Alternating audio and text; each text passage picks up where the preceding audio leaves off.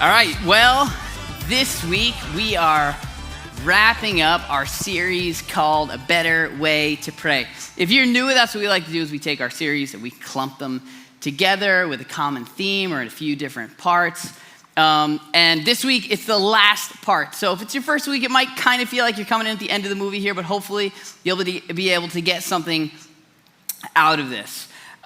So to catch you up a little bit, to kind of bring you up to speed, when I say prayer, all of us have different emotions that rise to the surface, right? They're probably all across the spectrum. Some of us probably are like, ooh, goody, right? Like really excited, I love praying. Others of us, maybe there's some feelings of guilt, maybe feelings of obligation, maybe feelings like, no thanks, that's not for me. My grandmother prayed for me, but I'm not into praying at all, right? They're like all over the place. But what if we took this concept of prayer, whatever you think of when you think of prayer, and just to humor me a little bit, you kind of took that concept, set it to the side, and really considered building it from the ground up. What would that look like? If we looked specifically at the way that Jesus prayed and some of the people that came after him, how they prayed, how could that influence or impact the way that we pray? You know, what's interesting is that when Jesus was around, he prayed. And he prayed in front of his followers. And after they had been with him for years, they like stop him and they're like, all right, teach us to pray.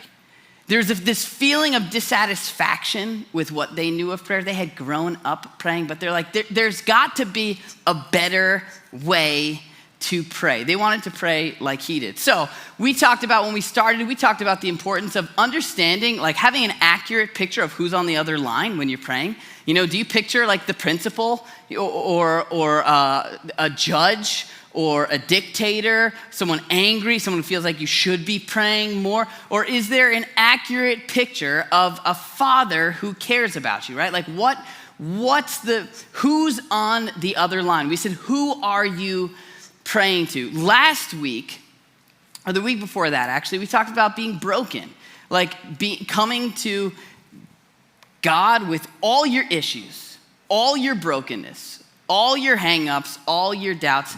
Last week, we talked about this idea of praying with confidence, which is kind of the idea that we're gonna build off today. So think about this. I asked you this question last week if you were here. Just imagine, whether you believe in God or not, imagine there is a God who really is good and really wants you to communicate with him, to pray to him. And imagine that you really could be confident when you prayed. Not confident that he was gonna give you everything that you wanted, but confident in who he is, what he's capable of, like really, like just imagine how that might change your life, you know? How would that change the way you handle bad news, uncertainty, things you read in the paper or on your phone or watch on the news? Just imagine how everything would hit you a little differently. If you really did believe that there was a good God who really invited you to pray with like that kind of confidence. That's the potential, really. It has the potential to change lives. Now, last week, what we said is that confidence is not just something like you can like muster up. You can't just like reach for it and have it. It has to be built, like trust or faith. Confidence has to be built. And what we appealed to last week was really God's like capability, his track record, his power, what he's able to do. We said like we called it the quick start guide, right? To developing some confidence in God. You look at what he says and look at where you see it in life. And that has the ability to say, okay, like maybe there's something to this, kind of get the ball rolling a little bit. But here's something you know. To really be confident in someone, you have to have confidence in both their ability, what they're capable of, and in their character, right? In who they are. Not just that they're able to, but that they're willing to, right? It's not just enough to know that he's the best athlete on the field. You got to know that he's on your team or she's on your team, right? And so last week, really, we talked about the whole idea of like capability, power, that he's able to. But there's this other idea of having confidence in who he is, right? Remember I told you the story of like when I got into a car accident and I made 2 phone calls. Maybe you don't remember this at all, but I made 2 phone calls after I got into a car accident. One was to a police officer, because that's what you do, and the other one was to my dad, because that's what I do, right? One of them, I had complete confidence in like their ability, the police officer, what they were gonna do, but the other one I called because I had complete confidence in his character, who he was. There's this relationship. Really, that kind of confidence comes from being what we might call close. Like feeling close to God. Or maybe the more technical term for this would be intimacy. Like actually feeling like there's a relationship there. When we have that that relational trust and the trust in what God is able to do, that's where like prayer begins to get its like power, where it begins to be something that actually feels like it makes a difference, right? Now, I don't know, maybe you're like me, I'm pretty skeptical when I hear things like this, all right? Especially abstract concepts, like, okay, really, what does that even mean, right? And so right away, I hear something like that, and I'm like, how? If, again, maybe you're not there, maybe you don't believe in God, but if there is a God who really wants you to pray with confidence and really invites you to be close to him, how do you get there? How do you get close to God? Growing up for me, the answer that I was told, maybe not directly or explicitly, but kind of the implication that was communicated to me on a somewhat regular basis, that the answer is, you want to be closer to God, well, you need more. More church, more Bible, more praying. You do more of that, and then you'll be close. And maybe you've been down that road. Like maybe you've been in church for a little while, and maybe you've been in church for decades. Maybe you read the Bible every day. Maybe you have a routine where you're praying and you still don't feel all that close. Why? Like, why doesn't more always cut it? More time, more church, more prayer, more Bible. Why doesn't that get us close? There's a second aspect to this, and this might sound, especially if you're not used to church, it might sound a little like weird or a little foreign, but there's a second aspect of this that's often neglected in the church, but it is essential if we actually want to develop a sense of closeness with God. And once again, it's perfectly illustrated in the way that Jesus prays. We see Jesus pray close prayers. So at the end of his life, Jesus was probably around 33 years old. He lived a pretty short life. And they just finished the Last Supper, which is like the last dinner. I think we could probably change it to dinner. But anyway, the Last Supper, he breaks the bread, he washes the feet. I like to think that he washed the feet like after he broke the bread. But there's this really like monumental thing. He says some really memorable things there. And then he decides to he takes his whole group out and he goes to this place where they had spent a lot of time. It was a garden. He's with his followers and he takes a bunch of them and he says, okay, stop right here. I'm gonna go a little bit further into the garden. And he brings Peter, James, and John, who are 3 guys that are they're the inner circle of the inner circle. He brings them a little bit further and then he says, stay here. Okay, now you guys stay here and I want you to pray. And I'm gonna go pray. And he leaves to go and pray. Now, what you have to understand about this is the big moment before the big moment for Jesus. This is right before Jesus goes to the cross. He knew he was going to go to the cross. He knew his life was going to end. He told his followers, this is what's going to happen, and this is how it's going to happen. In fact, he even believed this was why he was there. Like it was all from Christmas morning to this moment, it was all leading up to this, right? It was his moment before the moment. This is like Tom Brady, right? Like in the locker room before the Super Bowl, you know? Or if you can't do Tom Brady, we could do Eli Manning, but we're not ready to do Daniel Jones yet, okay? But it's like he's been waiting for this moment, and now it's like, okay, this is the moment before the moment.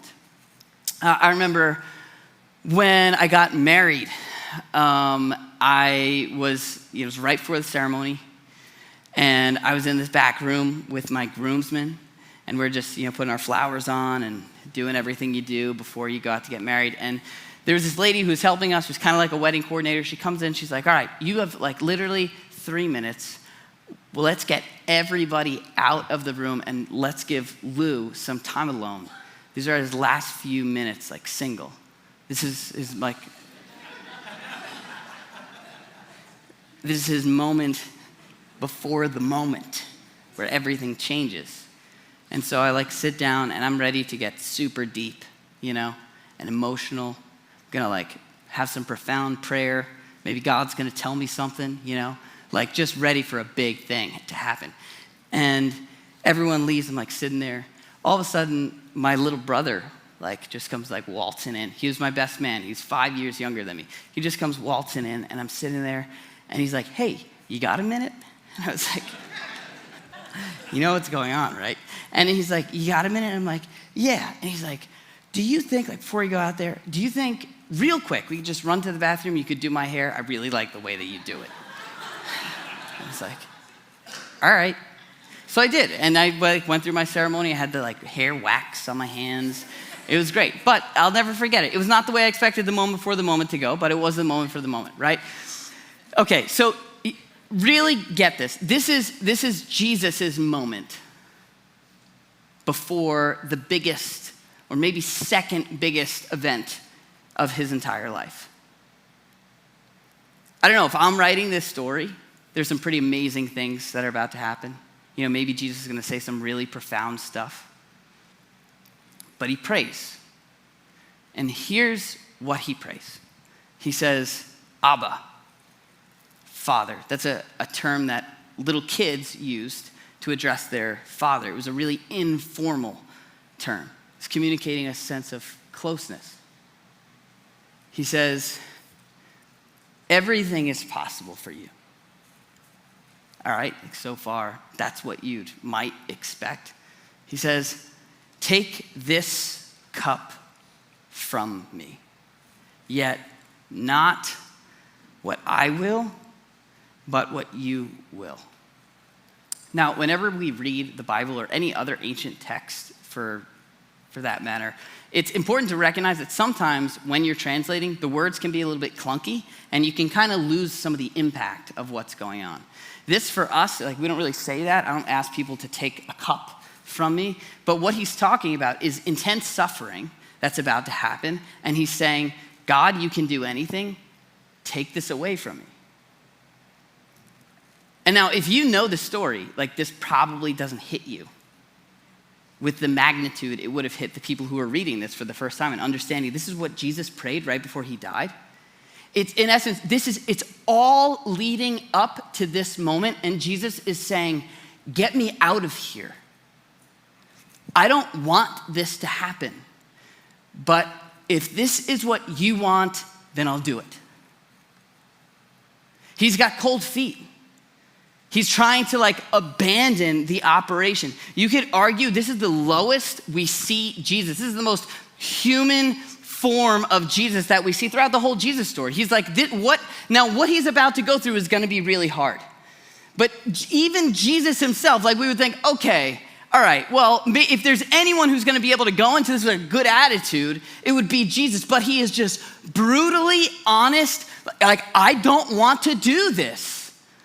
Even though, these ancient prophets, if you know the Old Testament, they've been talking about this happening for hundreds of years. He's been not looking forward to, but knowing this was gonna happen for his entire life. He told his followers, this is what's gonna happen. And right before it happens, he's like, get me out. Like, I just don't want to be part of this. But he says, if you want me to, I will. In other words, like, what we can say is that Jesus prayed close prayers. But it was because he prayed real prayers. This was what was genuinely within him at that time, at that moment. And so that's what came out. And like, this when it comes to all of our relationships. And the same thing applies to God. When it comes to being close, you can't be close if you won't be real. Some of us are so used to having such polished and polite, like perfectly orchestrated, say the right thing prayers, and that is what's stopping us from feeling close with God. When I say close, I mentioned before, really what we're talking about is intimacy, this feeling of intimacy, right? There's a formula for intimacy. It's exposure, meaning you see a part of me, and acceptance or an embrace. So you see a part of me, I'm still accepted by you, we now feel closer. If this is an ugly part of me that you see and I'm still accepted by you, we feel even closer. That's how intimacy, that's how closeness happens. That's why the people that you feel the closest with know you the best. They've seen your good, they've seen your bad. If you ever had a blow up argument with someone and then there's reconciliation after that, most of the time there's intimacy on the other side of that conflict because they've seen a side of you they hadn't seen before, and now you find they still accept me the way I am, and so there's closeness. We know that when it comes to our relationships, but we often don't apply that with God. And I know this could be weird, and I know this could be awkward, especially if you're not somebody who prays, but we are invited to put it all out on the table. All out on the table. And Jesus is not the only one who does this. In fact, David, who came way before Jesus, King David, David and Goliath David, right? Did a lot of really cool things. One of the cool things that he did was provide us with most of the book of Psalms, which is basically like a collection of songs or like journal entries, kind of prayers. And in those Psalms, he says just crazy things. Crazy. He prays for revenge. Like, he prays that the heads of his enemies will be crushed. He prays, he yells at God. And obviously you've forgotten me. Obviously you've turned a deaf ear to me. Why are my enemies prospering and I'm still suffering? He just whines and complains. And he says some things that, if you want to talk about theology, the study of God, textbook things that are true about God. There are a lot of things David says that are not textbook true about God. God doesn't forget people. He doesn't forsake people. And yet this is what we hear David saying. Oh, but the idea, the reason we've been given those is to see that we can bring everything out on the table before God. Everything. Our good, our bad, our ugly, our nasty. And when we do, and you find that God, you are still cool with God, he still accepts you the way that you are, it brings this feeling of closeness. But if we go into praying with our prayer hats on and we get our fancy phrases and language and act in a way we don't act with anyone else that we know, we're never gonna feel exposed and embraced. There will be no intimacy. And so, let me ask you, if you were to have a spectrum, this is the range of your emotion, extreme celebration and maybe extreme anger or sadness, how much of this has God seen from you? And I don't mean seen because he knows everything, right? But seen how much of it have you expressed to him in your prayers, if you're someone who prays? More only works if it's accompanied with real. But if we try to have it all together, then more doesn't do anything. If we do the same thing every time, more, if it's ingenuine, more doesn't do anything. The Apostle Paul, somebody who came after Jesus, he started a bunch of churches, he prayed as well. And he prayed in a similar way. Not as intense and graphic as David, but there's this one time where he's frustrated because there's something that's bothering him. We don't know what it is. He doesn't tell us, and so we'll just argue about it for the next 2,000 years. But there's something that's bothering him, and he says, I prayed, and I prayed, and I prayed, and God won't take it from me. Last week, if you were here, we talked about Peter and John and the early believers right after Jesus. They prayed, and they're like, we're lacking confidence, and we need some confidence. Like, God, we want to trust you, but we're not there. It's a pretty honest prayer. They're putting it all out on the table. And what if we prayed like that? When is the last time you put a real frustration out there before God? And you weren't concerned with how it was going to come out, how it was going to sound, if you were totally accurate. Some of us, including myself, are more emotionally open with the people driving in front of us in traffic than we are with God. If these are your emotions, how much of it is God seeing? And if you think of the people that are closest to you in your life, and these are your emotions, how much are they seeing? Probably a lot more. There's a correlation. If you want to be close, you have to be real.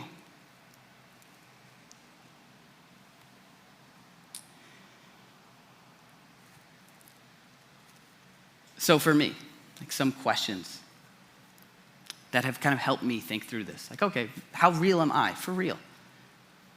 One question. Do you have a prayer voice? Prayer voice, all right? Like a phone voice.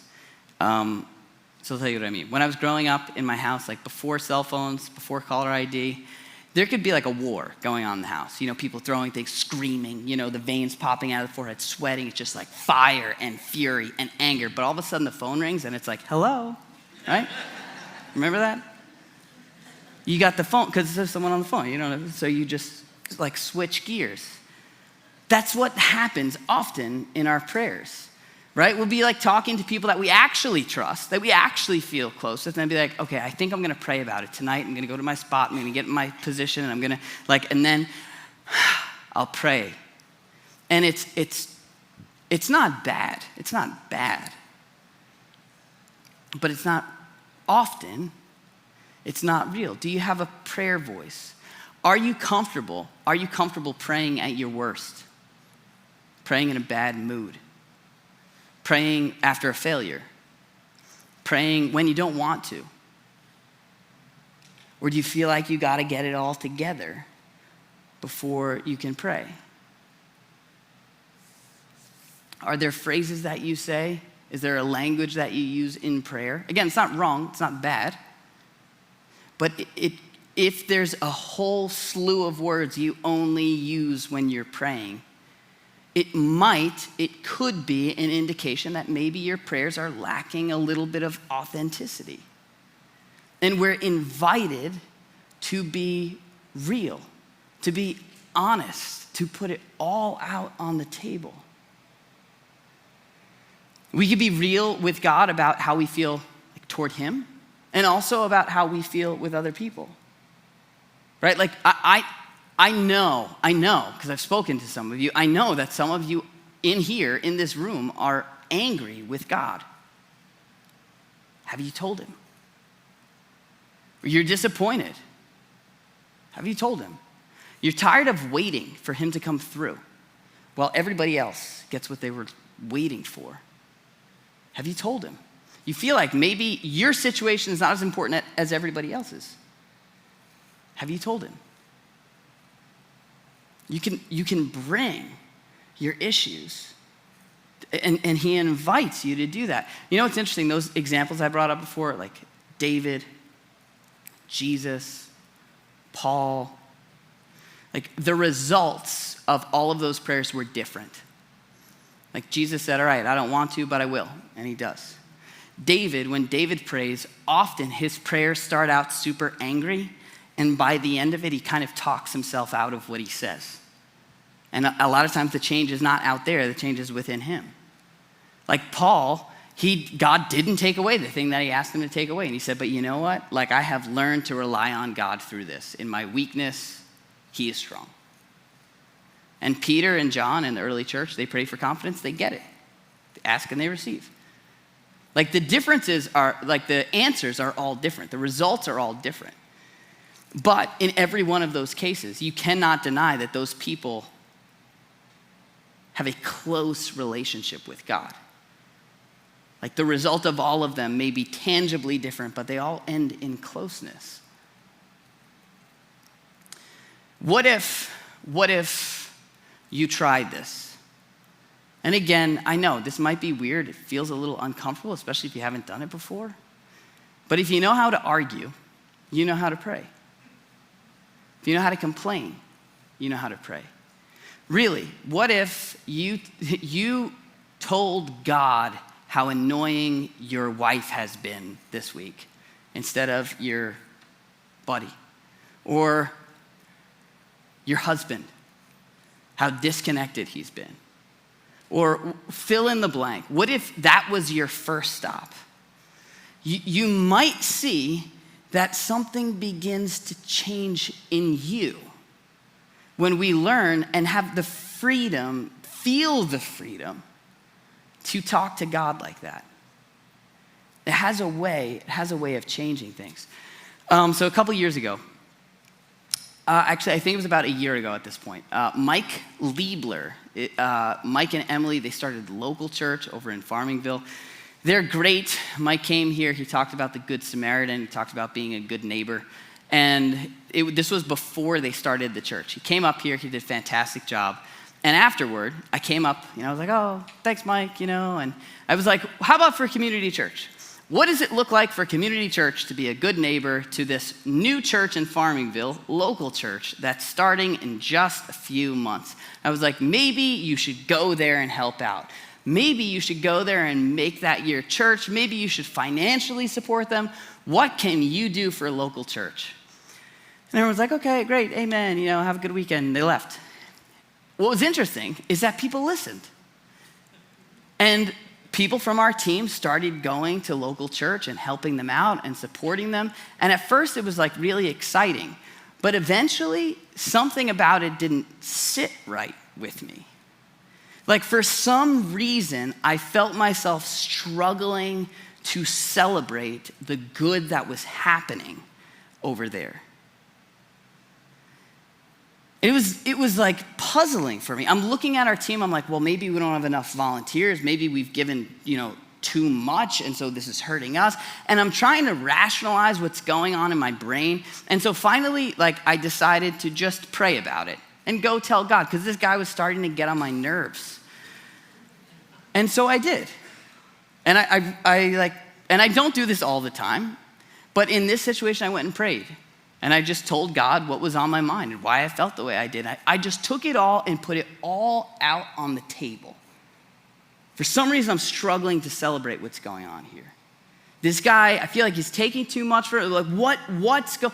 And pretty quickly, what became clear that somehow was like unclear up until that moment was that I was jealous. Like, we had started our church and we were open for 10 weeks and then we shut down for a year. And so we missed out on that baby infant stage. And I saw this other church having this stage that felt like was taken from us, and I wanted what they had. And once it was given a name, once it came out, well, then it was like, okay, well, there's a problem, and now we can deal with that. And so we did. I sat down with our staff and I said, hey, listen, just so you know, I'm wrestling with some feelings of jealousy. If you see me do anything out of those feelings, I want to make sure you call me out on that. And then I called up Mike and I sat him down and I was like, hey, just so you know, I'm jealous of you. I want what you guys have right now. And if you felt any weirdness or whatever, that's why. And I'm working to get over that. And he was fantastic about it because he's fantastic about everything. And now Mike and I are best friends. He texted me this morning at 6 a.m. We talk several times a month. But that wouldn't have happened if I didn't feel the freedom to get alone and like bring all of that junk out on the table and be like, God, I need help sorting out what's going on within me. And I didn't walk out of there feeling beat up. I felt like, okay, now I know what the issue is. You might be amazed to see, you're frustrated with your boss, you're frustrated with your spouse, you're frustrated with your kids. Don't say a nice, pretty, polite, polished prayer with a bow on it. Like just come and vomit out your issues and just watch the way that things change. Maybe not out there, maybe in here. And watch how you walk away feeling closer with God than you did going in. I'm gonna ask Tom and the band to come up, but here's one more story. Not too long ago, I was listening to a speaker. He was talking about his kids. He's got 3 or 4 kids, I'm not totally sure, but they're grown up now. When they were teenagers, all of them at least once had a situation where they just unloaded on him, where they kind of lost their patience or they weren't seeing eye to eye, and they just started yelling. They shared their frustrations. They shared why they were angry at him. They shared why they weren't happy with the way he was. Like just all of these brutal, nasty, ugly, honest feelings toward their father. And he said, after each one of them, it's like I let them talk, I let them finish. And as soon as they were done, I looked at each one of them and I said, thank you for honoring me with what's really going on within you. And he was telling this story to his wife. And he said, it's not that they're like just disrespectful kids, but in these episodes, he let them do that. And he said, I decided a long time ago before they ever became teenagers that if that's how God wants me to talk to him, rather than just swallowing it and pushing it down, that's how I want my kids, that's how free I want my kids to express themselves to me. Now, this isn't parenting advice. I'm not saying you should go do that. But what I am saying, and I think the way we should close this series, is that if he, with all his issues and imperfections and problems, insecurities, if he, being the way he is, wants that from his children, then how much more does your Father in heaven want you to feel the freedom to be open, to be real, to know that you could be confident, not just in what he can do, but in who he is, to feel like you're close with your heavenly Father. And that will happen when we have the courage to be real with him.